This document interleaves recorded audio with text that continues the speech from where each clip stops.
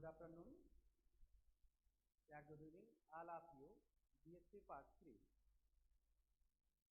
बेटा next time हम लोग डिस्कस कर रहे थे कोलिगेटिव प्रॉपर्टी और गुड इवनिंग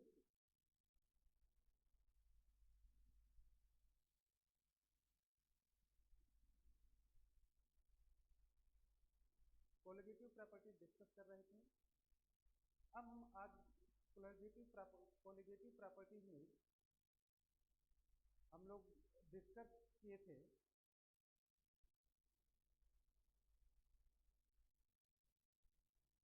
कहा गया था कोलिगेटिव प्रॉपर्टी जो होती हैं तो भाई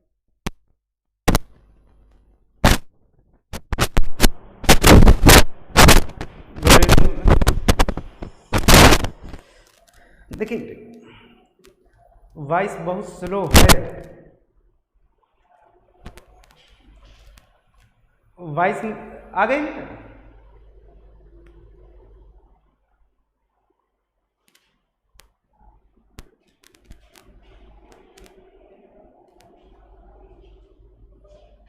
ठीक। तो कोलिगेटिव प्रॉपर्टीज में चार तरीके की प्रॉपर्टीज कहा गया था बेटा। लोअरिंग ऑफ वेपर प्रेशर और था, ठीक, lowering of vapour pressure, depression of freezing point, osmotic pressure, ठीक है, एलिवेशन ऑफ बॉइलिंग पॉइंट्स। और हमने कहा था कि ये जो सारी प्रॉपर्टीज होती हैं यह किसी सॉल्यूशन के नंबर ऑफ आयंस पे डिपेंड करती हैं, ठीक।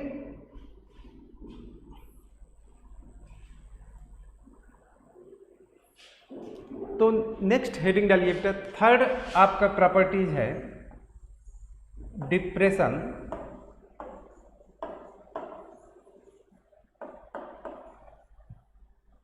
Depression of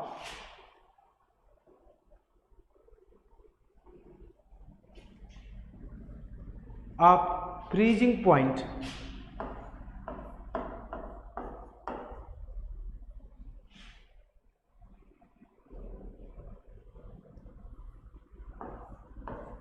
freezing point.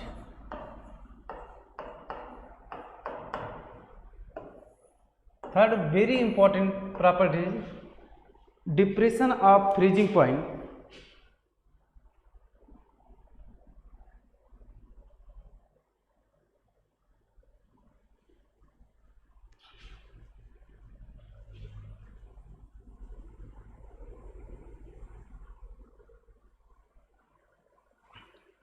Depression of freezing point. देखिए डिप्रेशन ऑफ फ्रीजिंग पॉइंट होता क्या है? कहा जाता है the difference between freezing point of pure solvent and freezing point of the solution is known as freezing depression of freezing points. फिर समझिए बेटा, इसने कहा the difference between freezing point of pure solvent, pure solvent का जो freezing point है और उसमें जब सॉल्यूट ऐड किया, मीन्स सॉल्यूशन को ऐड किया, दोनों के डिफरेंस का जो फ्रीजिंग पॉइंट होगा वही डिप्रेशन ऑफ फ्रीजिंग पॉइंट कहलाएगा। मान लिया जाए कि जो प्योर सॉल्वेंट था उसका फ्रीजिंग पॉइंट T0 था और जब उसमें हमने सॉल्यूशन, अरे ठीक है अब हेडिंग डाल दिया सब, third elevation of boiling point, चलो ठीक है अब हेडिंग डाल दिया तो इसी को पढ़ा देते हैं, next time elevation of boiling point पढ़ा देंगे, ठीक है।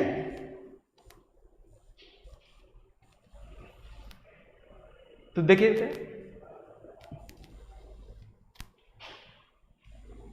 Minus TF is equal to delta TF। देखिए ये प्योर सॉल्वेंट का फ्रीजिंग पॉइंट है, जब उसमें सॉल्यूट को ऐड किया तब जो फ्रीजिंग पॉइंट मिला, दोनों के डिफरेंस को ही हम क्या कहेंगे बेटा, डिप्रेशन ऑफ फ्रीजिंग पॉइंट्स। तो यहाँ डिफिनीशन में लिख लेंगे the difference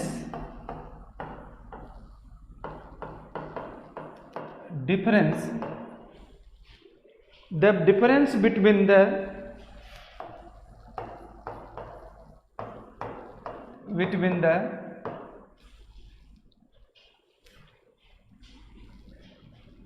in the freezing point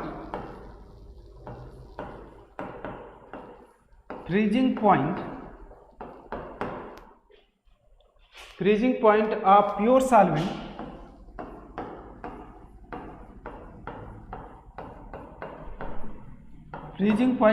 pure solvent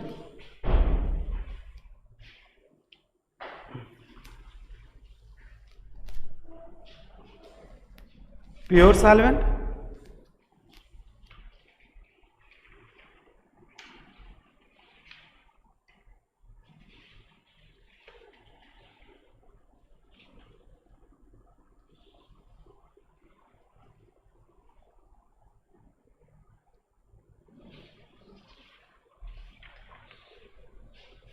freezing point of pure solvents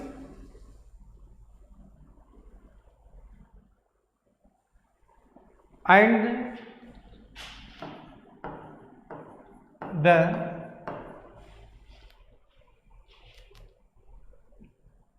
solution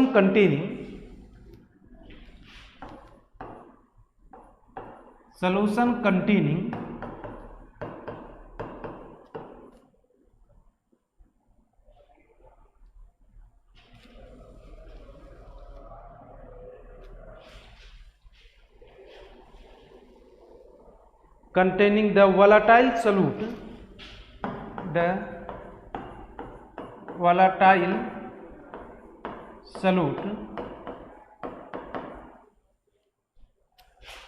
is known as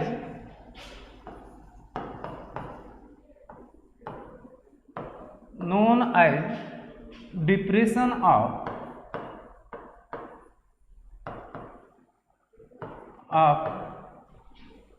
freezing point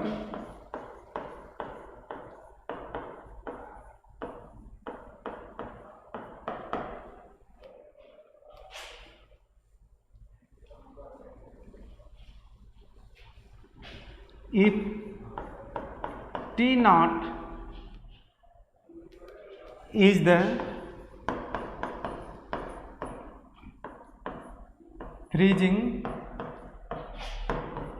point of pure solvent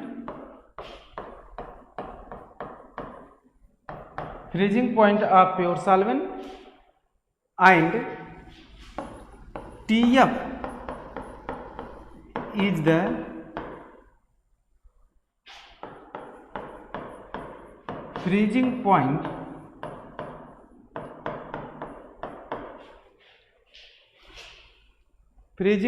of the solution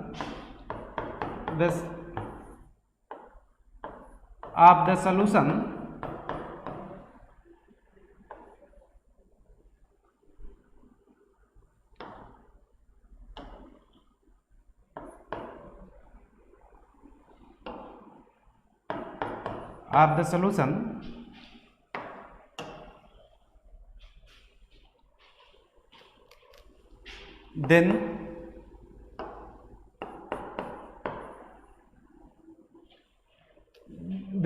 delta TF is equal to T naught minus TF.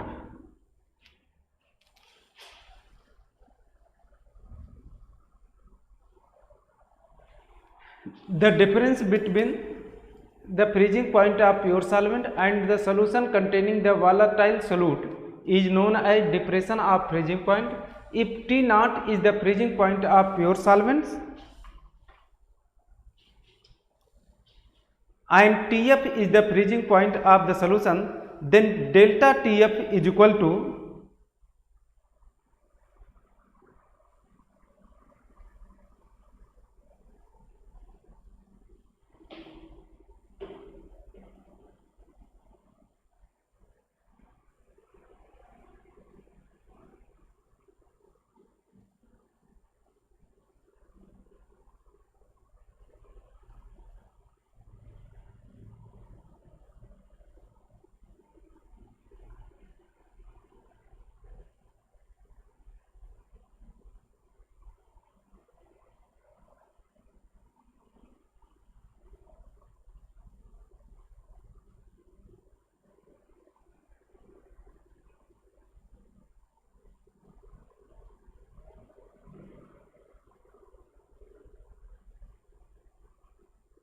Note कर लीजिए।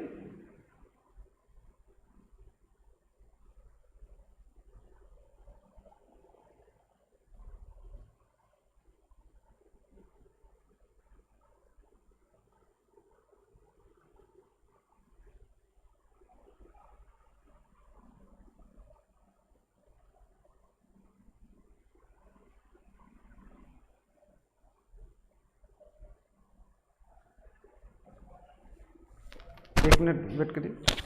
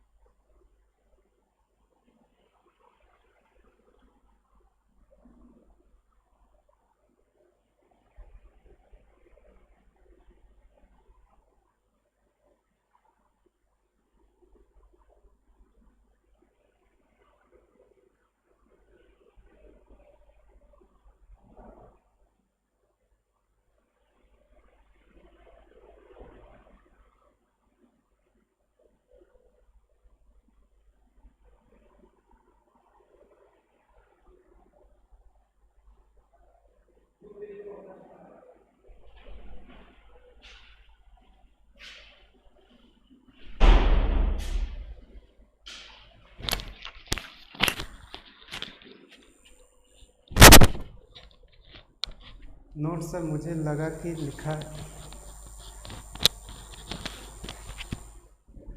हो गया। चलिए अब next heading डालिए बेटा, derivation.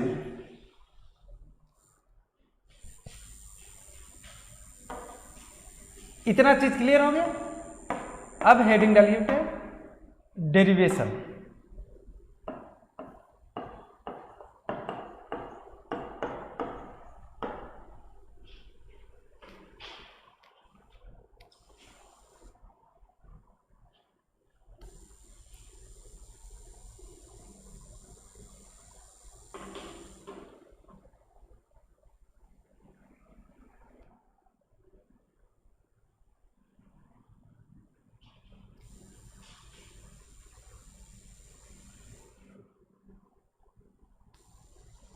देखिए बेटा, जब हम सॉलिड ले रहे हैं, कोई सॉल्यूट को डाल रहे हैं, ठीक है। देखिए बेटा, डेरिवेशन में क्या बात की जा रही है, कहा जा रहा है बेटा chemical potential of the pure solvent और सॉल्यूट का जो केमिकल पोटेंशियल होता है, दोनों का क्या होता है बेटा, ऑस्मोटिक प्रेशर में ओमोसिस बताएंगे बेटा, पढ़ा देता तो एक दिन क्लियर न्यूमेरिकल कराते समय बता देंगे दोनों।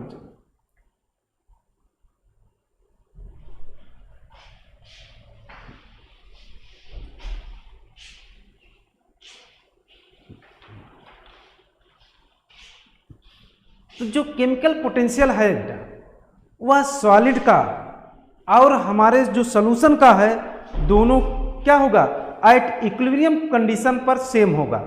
तो यहां लिखेंगे the chemical potential, the chemical potential,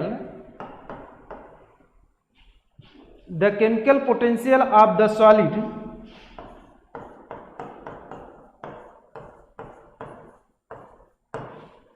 chemical potential of the solid solvent, इसे हम मान ले रहे हैं कंपोनेंट 1। कितना मान ले रहे हैं बेटा, component 1 must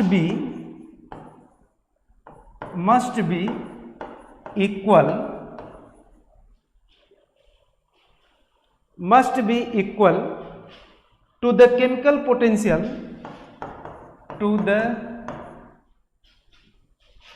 chemical potential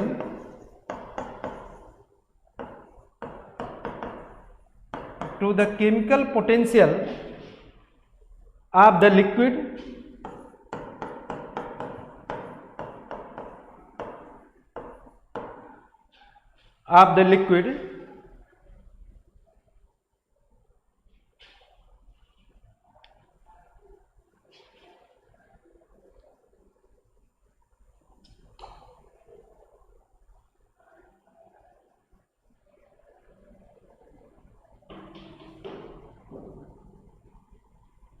that is, देखिए केमिकल पोटेंशियल ऑफ सॉलिड को म्यू यस कह रहे हैं एंड म्यू यल कह दे रहे हैं।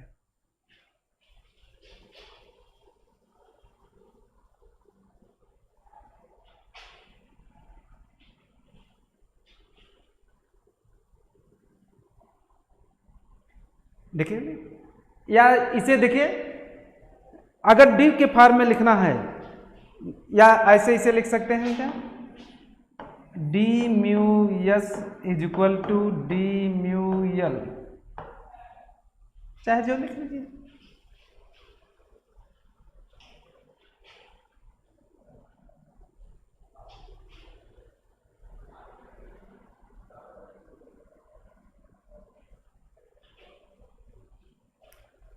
जो केमिकल पोटेंशियल होता है वह डिपेंड करता है टेम्परेचर, प्रेशर एंड कंपोजिशन पर।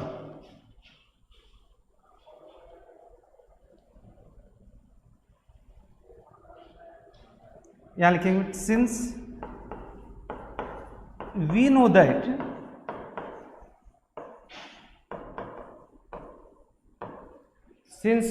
नो दैट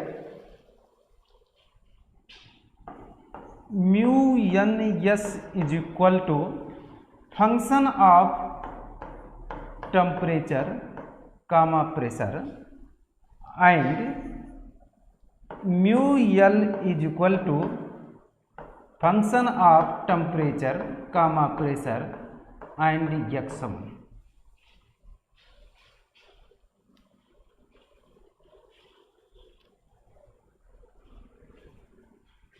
जरा देखिए बेटा, हम जानते हैं कि जो सॉलिड होगा केवल देखिए केवल सॉलिड होगा, उसमें कोई चीज नहीं प्रेजेंट होगा, सॉल्व लिया गया है तो उसमें क्या होगा, टेम्परेचर होगा, प्रेशर होगा। जब उसको सोल्यूशन बना दिया गया तो वह टेम्परेचर पे डिपेंड करेगा, प्रेशर पे डिपेंड करेगा, प्लस उसके कंसंट्रेशन पर डिपेंड करेगा। अब इसको डिफ्रेंशिएट कर दीजिए।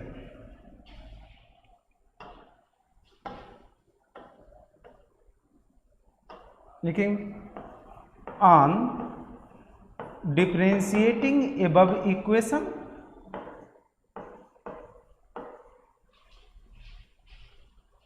जरा देखिए D mu one S is equal to, लिखिए बेटे del mu N S upon del T at constant P dt plus del mu N S upon del T del P at constant T dt। इसको differentiate कर दिया, कैसे, partial differentiation कर दिया।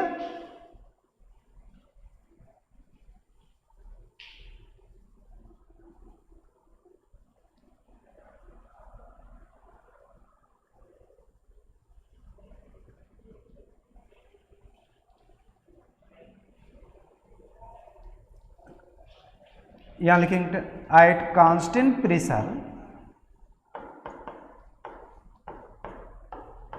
Pressure that is dP equal to 0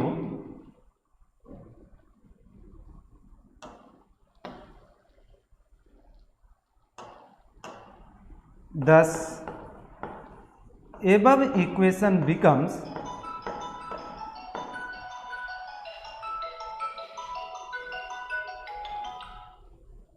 हाँ बताइए, नमस्कार, हाँ बताओ, क्लास में है, ठीक, हाँ। एबव इक्वेशन बिकम्स क्या हो जाएगा, D mu N S, DP तो जीरो हो गया बेटा, ये टर्म कितने के बराबर, जीरो, तो पूरा टर्म ही जीरो हो जाएगा। तो del mu N S by del T at constant P into D T.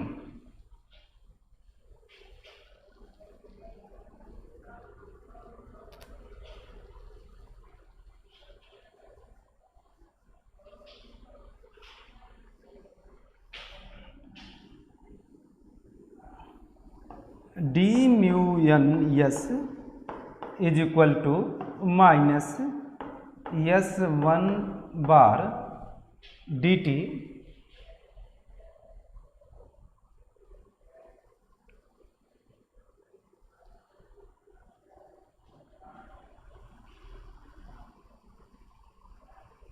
अरे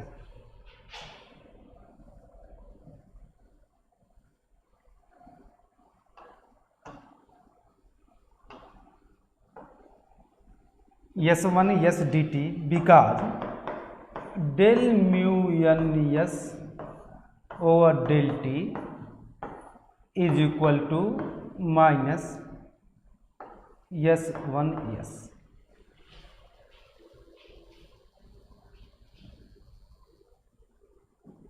दिस इज इक्वेशन नंबर 2 कर लीजिए।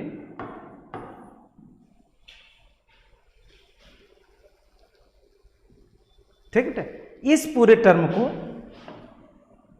उसने कहा माइनस यस वन के बराबर माइनस यस वन के बराबर होता है, तो क्या हो जाएगा, इसके स्थान पर minus S one yes suffix में सॉलिड के लिए लिखा जा रहा है तो सॉलिड के लिए लिखा जाएगा।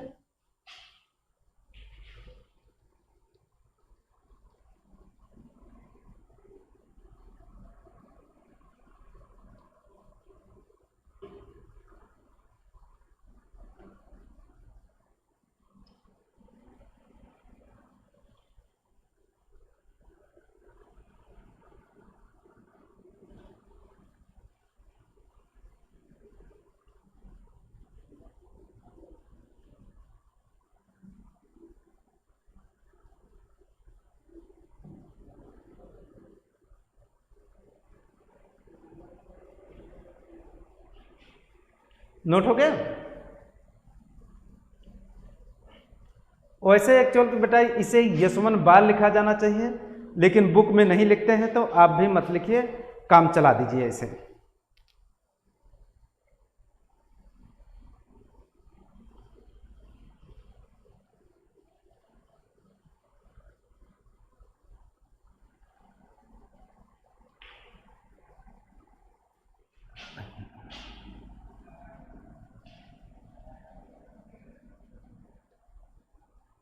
अब देखिए इसका अगेन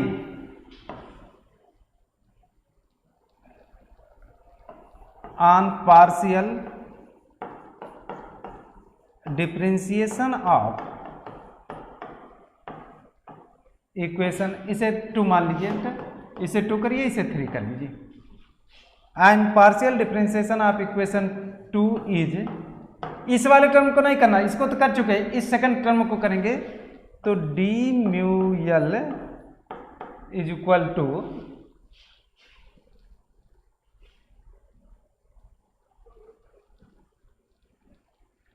इसको भी 1 से डिनोट करेंगे, तो D mu 1 L is equal to D mu 1 over del t at constant p comma x1 dt plus del mu 1 l upon del p dp t x1 plus del mu 1 l upon del x1 dx1 at constant p comma t।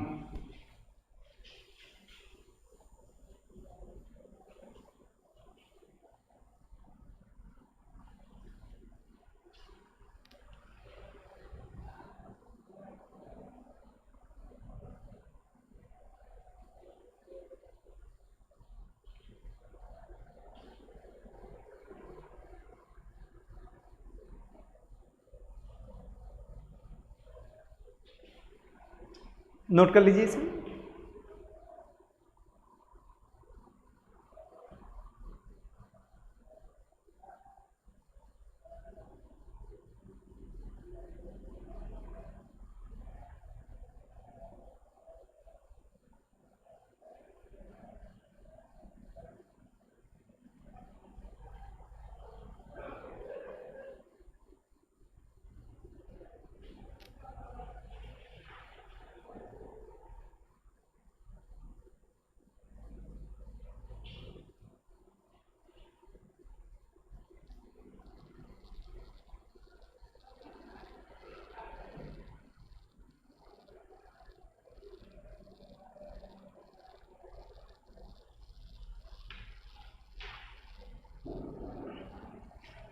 हो गया।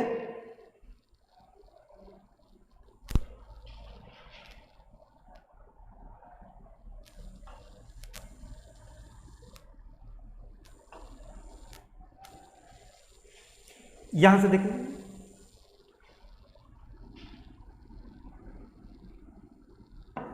at constant pressure that is dP equal to 0, thus above equation becomes, क्या बचेगा, d mu1 L is equal to d mu1 L upon del T at P comma x1 dt, ये तो पूरा term 0 हो जाएगा, d mu1 L upon del x1 p comma t dx1, ये वाला term क्या हो जाएगा बेटा, 0 के इक्वल हो जाएगा।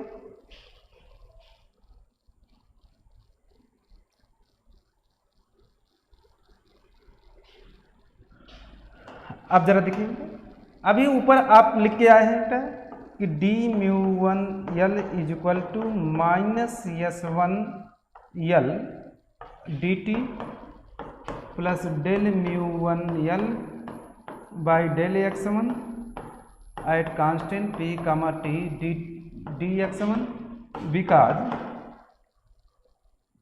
Minus S1 L is equal to d mu1 L upon del T at constant p comma x।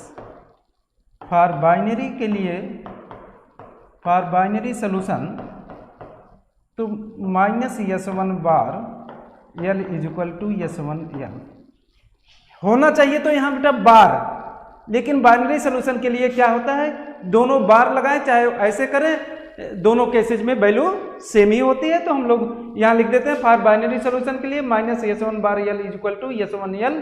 तो यहाँ पर लिखना क्या चाहिए, वहां भी बताया था बेटा बार लिखना चाहिए, लेकिन बाइनरी सोल्यूशन के लिए क्या होता है, दोनों केस में वैल्यू बराबर होते हैं, तो यहाँ हम दोनों को इक्वल कर देंगे।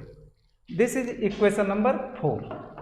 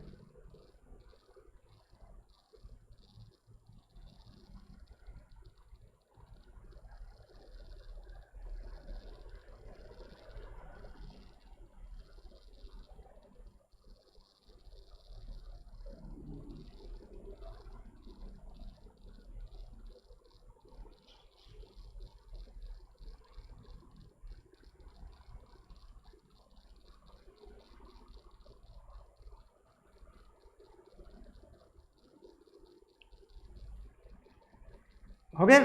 चलिए आगे बढ़िए।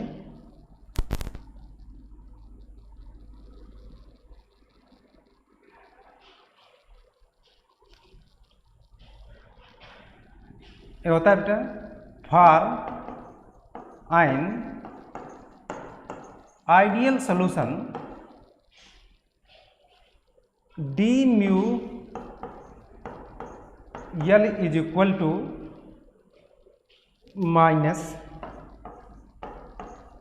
S1 L D T plus R T D L N x1 L. ये फार्मूला होता है बेटा D mu one L is equal to minus S1 L D T plus R T D L N x1 L.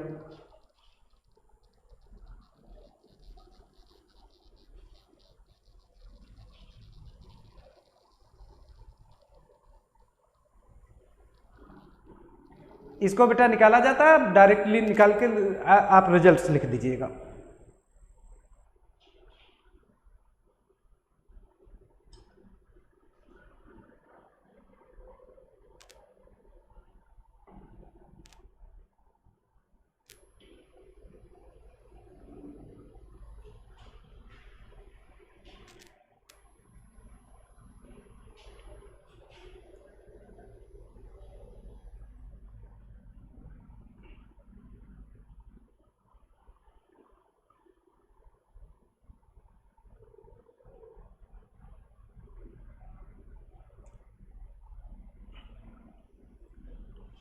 चलिए अभी last में बता देंगे कैसे इससे ये लिखा जाता है, ठीक। उसको लिखने की यहाँ जरूरत नहीं है, इसलिए यहाँ लिखेंगे एट इक्विलिब्रियम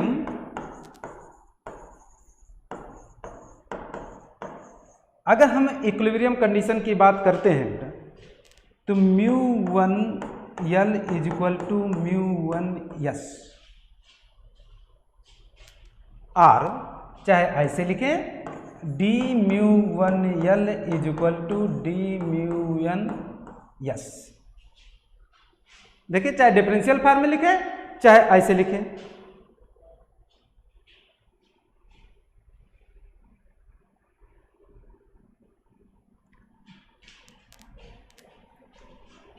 यूजिंग इक्वेशन 4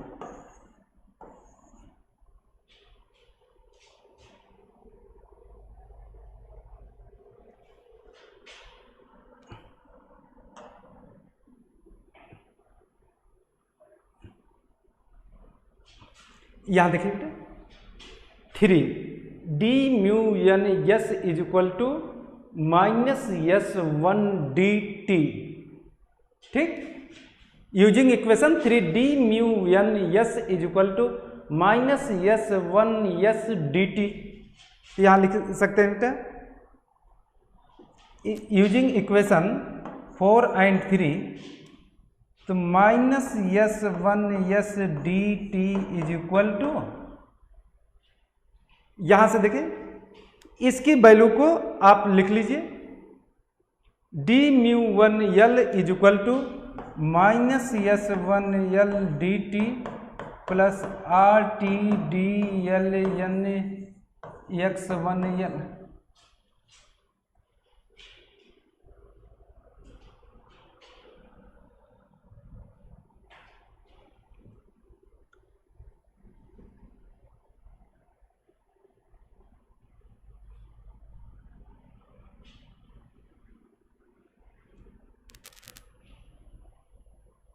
हो गया?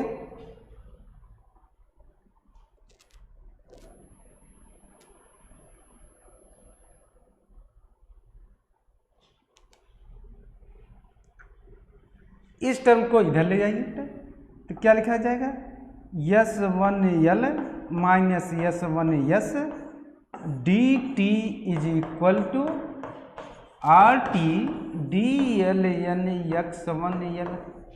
जरा देखिए इसको इस डायरेक्शन में ले आए तो देखिए dt dt कॉमन हो जाएगा, तो ये माइनस से इधर चला जाएगा तो प्लस में हो जाएगा, तो S1L minus S1S dt is equal to RT DLN X1L।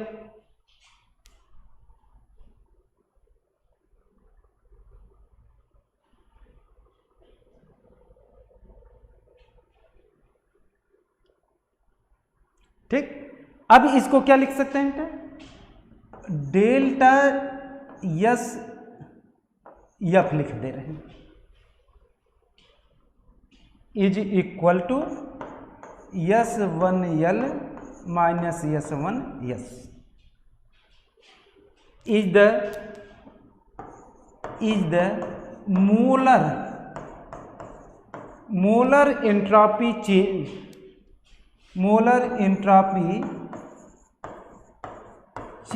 Of fusion.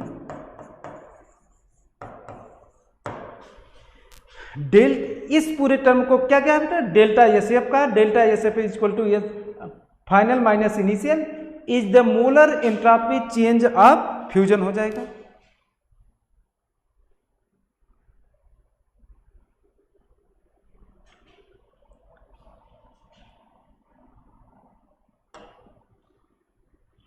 अब जरा देखिए इसको क्या लिखा दिया गया, delta S F is equal to, अरे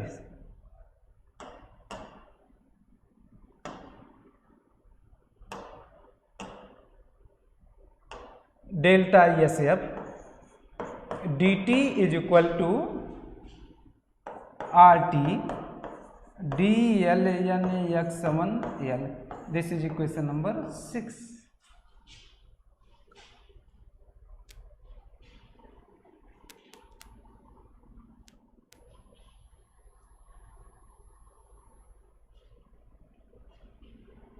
Since we know that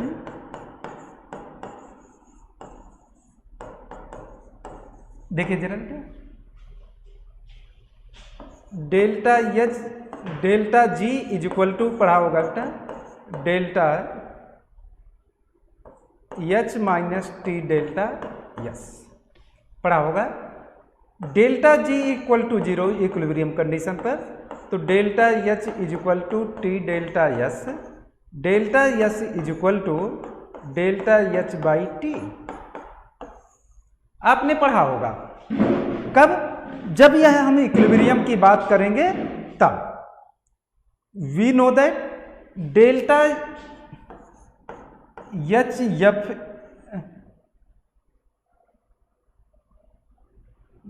delta we know that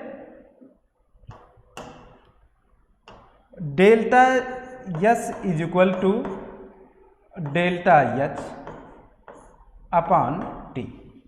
हो गया बेटे,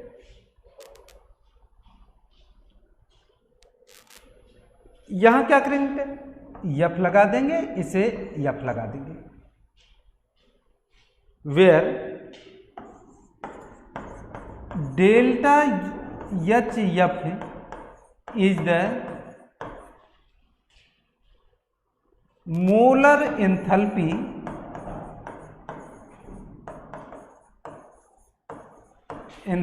ऑफ द फ्यूजन।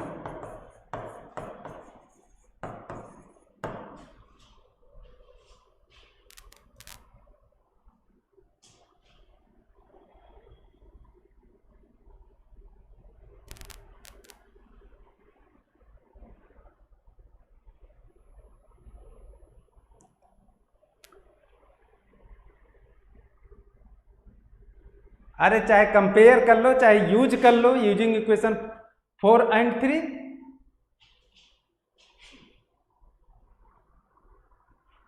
ठीक है बेटा, तो वहां D mu N L S equal to D mu N दोनों इक्वल हैं, तो फिर इनके चलो लिख लो भाई, तुम लोग कंपेयरिंग लिख लो। अगर दिक्कत हो रही तो कंपेयरिंग में लिख लो।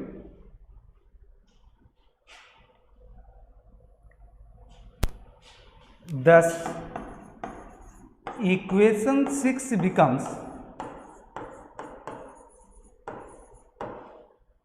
क्या लिखा जाएगा बेटा, delta H F by T is equal to R T D L N X one L.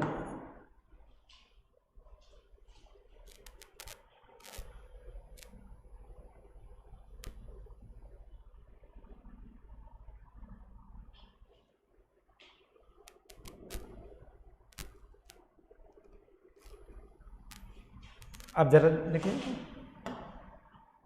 आगे बढ़िए। यहां से हमको D L N X one L is equal to लिखना है, तो delta H F upon R T square.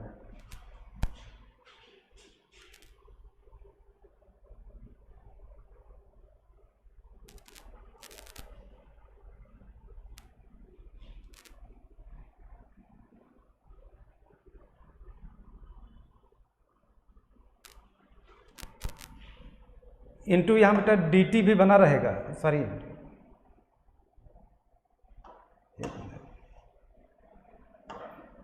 Delta H F by T into D T, तो यहाँ क्या हो जाएगा इंटू डी टी।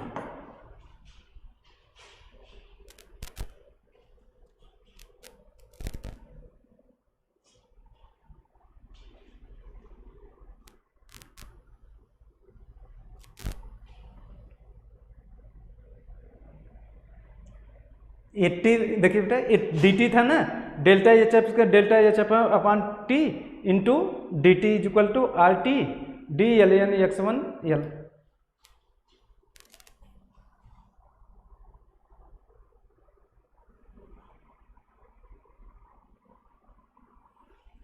अब देखिए,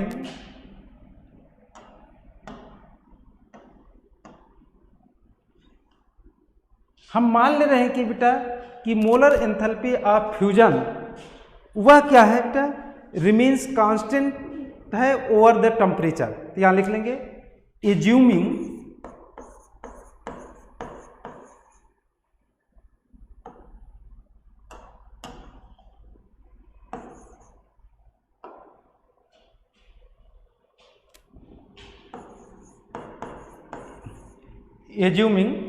the molar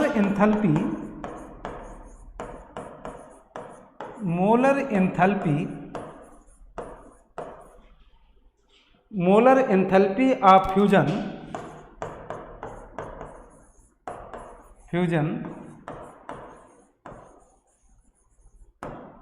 remains constant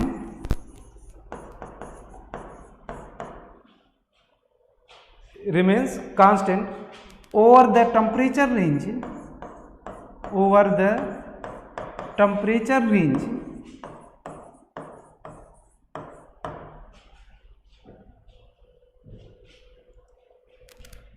this is equation number 7। जब यह कांस्टेंट हो गया बेटा तो हम इस इक्वेशन को इंटीग्रेट कर सकते हैं, लिखेंगे on integrating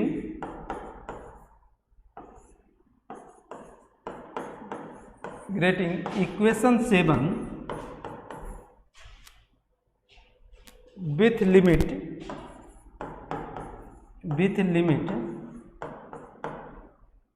at x1 is equal to 1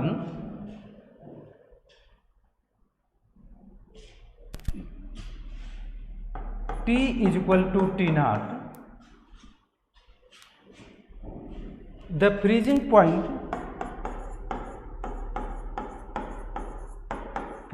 point of pure solvent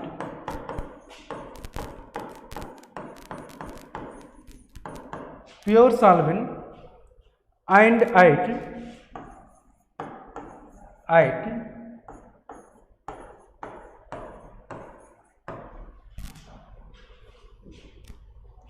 x1 is equal to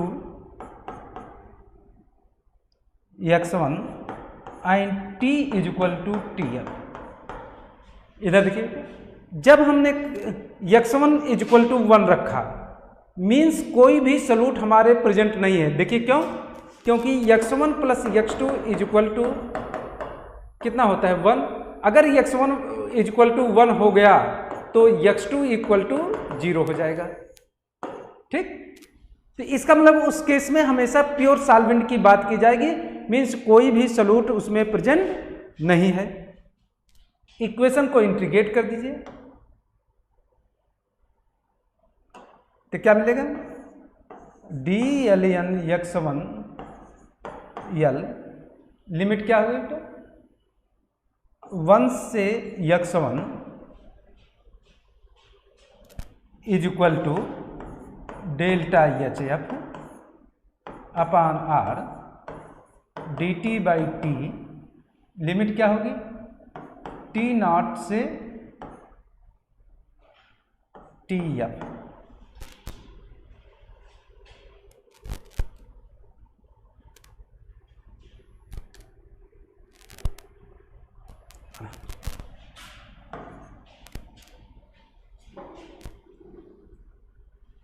delta H F common हो, कांस्टेंट हो गया, आर कांस्टेंट, इंटीग्रेशन के बाहर D T upon T square. अब जरा देखिए, सिंपली सब लोग जानते हैं डी एल एन एक्स का integration simply L N X, तो यहां लिख सकते हैं L N X one L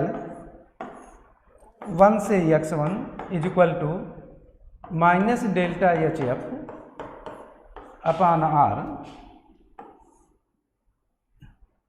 1 by T naught से टी एफ। देखिए D T by T square का इंटीग्रेशन -1 बाई टी होता है, तो माइनस को मैंने पहले लिख दिया 1 by T.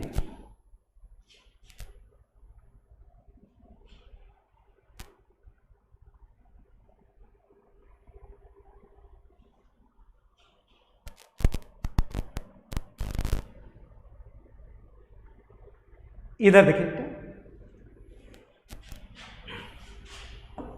x1 plus x2 is equal to 1 होता है। ठीक, x1 सॉल्वेंट है या हमारा सॉल्यूट है। ठीक, यदि x1 इज इक्वल टू 1 हो जाएगा, पहले समझिए बेटा, x1 इज इक्वल टू 1 हो जाएगा, if x1 is equal to 1 then x2 equal to 0 होगा। अर्थात कोई भी सॉल्यूट ऐड ही नहीं किया गया सॉल्वेंट में, उस समय x1 इज इक्वल टू 1 होगा, मीन्स जो टेम्परेचर होगा T equal to T naught, यह टेम्परेचर जो डिनोट करेगा freezing point of solvent denote करेगा। क्या डिनोट करेगा बेटा? Freezing point of solvent. And x1 is equal to x1, अब फिर हमने कहा यह x1 हो जाएगा प्लस, ठीक है, तो उसमें कुछ सॉल्यूट ऐड कर दिया, मान लिया जाए कुछ सॉल्यूट ऐड किया, तो उस समय का जो टेम्परेचर होगा फ्रीजिंग पॉइंट वह हमारा TF हो जा रहा है। ठीक, तो उसको लगा के इंटीग्रेट कर दिए, तो यहां से लिखेंगे L N X minus L N 1 is equal to minus delta H F upon T 1 by T F minus 1 upon T not.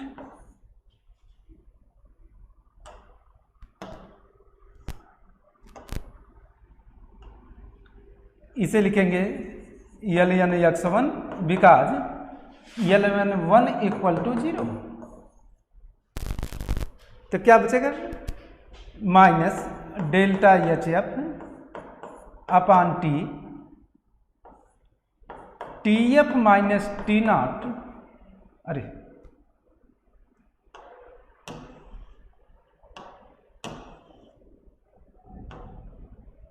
LCM ले लीजिए, T F into T naught तो T naught minus T F.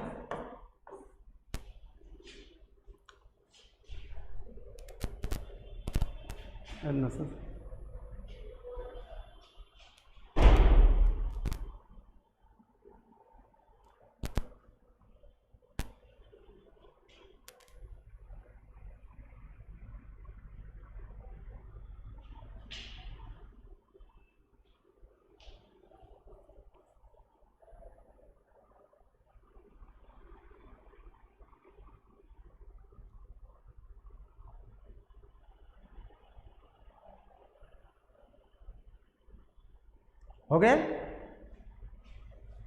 यहां से लिखें L N X one is equal to minus delta H F upon T into T naught minus T F is equal to delta T F.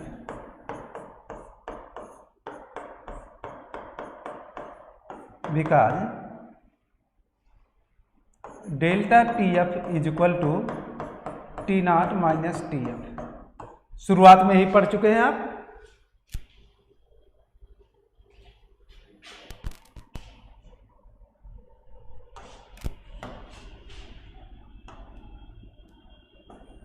Delta T F is the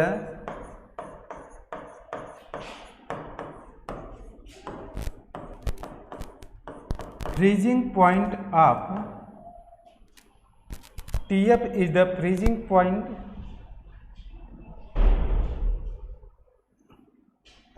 depression of freezing point, ऐसे लिखिए, is the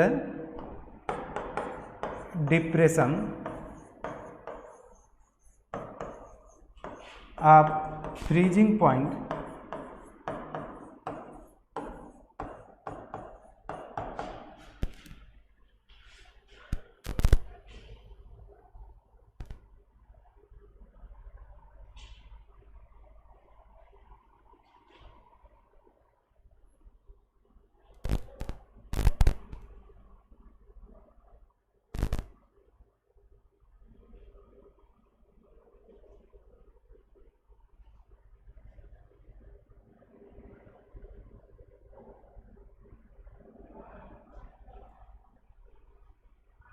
अरे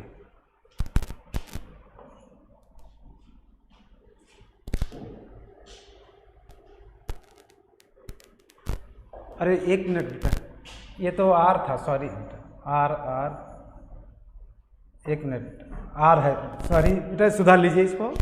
ये तो are लगा हुआ था ना, T तो इसके साथ लगा था।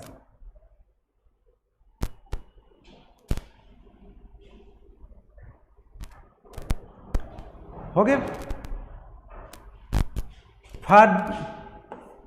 For dilute solution, for dilute solution T not approximately equal to TF,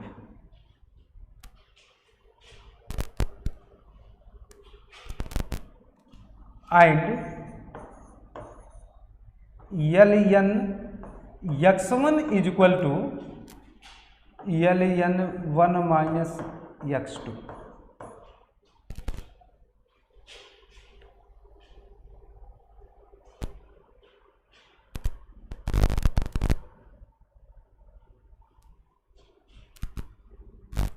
देखिए, जब सॉल्यूशन हमारा बहुत डाइल्यूट था, उस समय जब डाइल्यूट है तो फ्रीजिंग पॉइंट आप प्योर सॉल्वेंट ही किसका बताएगा? सॉल्यूशन का बताएगा, अप्रॉक्सीमेटली वैल्यू इक्वल हो जाएगी। And LN x1 is equal to, देखिए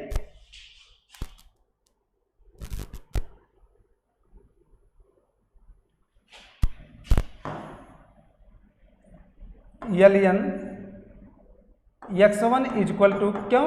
क्योंकि x1 plus x2 is equal to 1 होता है, तो x1 is equal to 1 minus x2, तो इसे लिख सकते हैं 1 minus x2। Using approximation condition,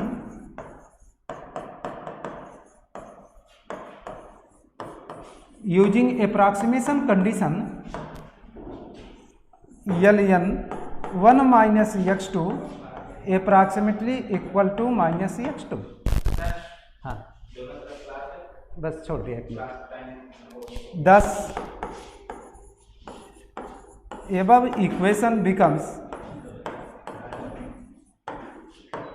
ln 1 minus x1 के स्थान पे क्या रख सकते हैं, minus x2 is equal to minus delta HF by R into delta TF upon TF into T0। Minus minus sign cancel out, बस रिजल्ट लिख लीजिए, बस फिर नेक्स्ट टाइम आगे बताएंगे। x2 is equal to delta HF बटे R into delta TF बटे TF into T0। ठीक, इसके आगे नेक्स्ट टर्म बताएंगे। इसको जरा सेव कर दो तो ठीक। Okay, thank you.